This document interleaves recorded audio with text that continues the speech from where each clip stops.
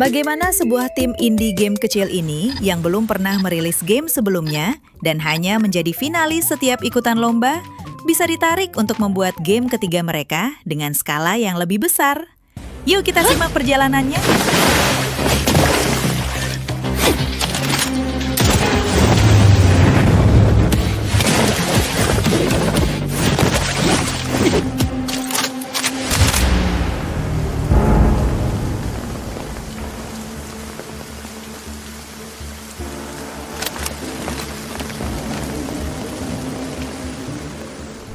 Cerita-cerita hebat jarang dimulai di ruang rapat dengan anggaran jutaan dolar.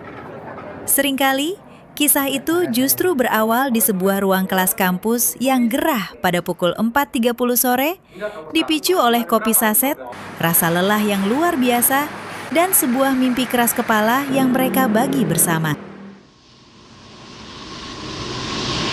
Awalnya tidak terpikir untuk membuat game. Awalnya terpikir hanya bikin film animasi.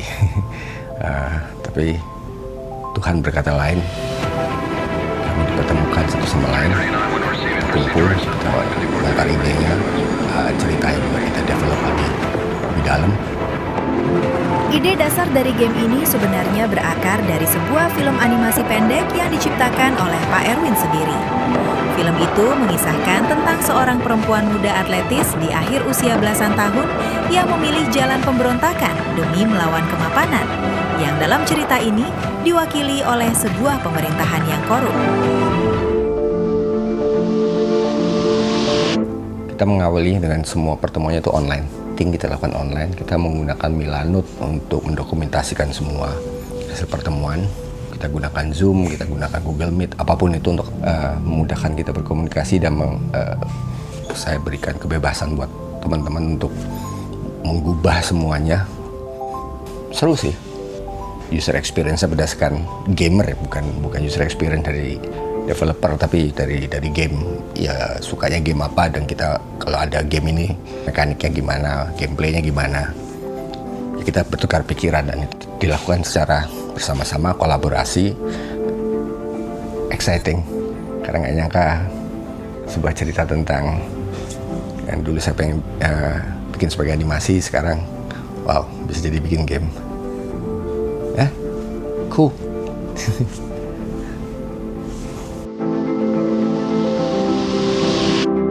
Ini pertemuan offline pertama mereka sebagai tim. Kafe di Jakarta Selatan dipilih biar berasa resmi aja.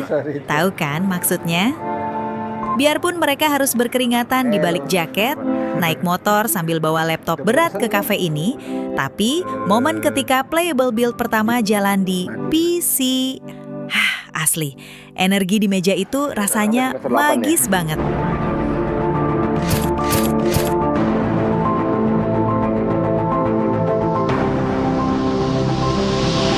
Mereka sudah memiliki kerangka karakter dan cerita dari dunia imajinasinya Pak Erwin sebagai dosen mereka.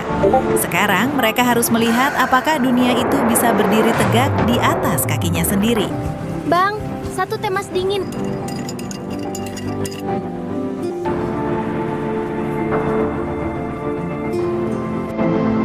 Di episode berikutnya, baris kode menjadi semakin rumit.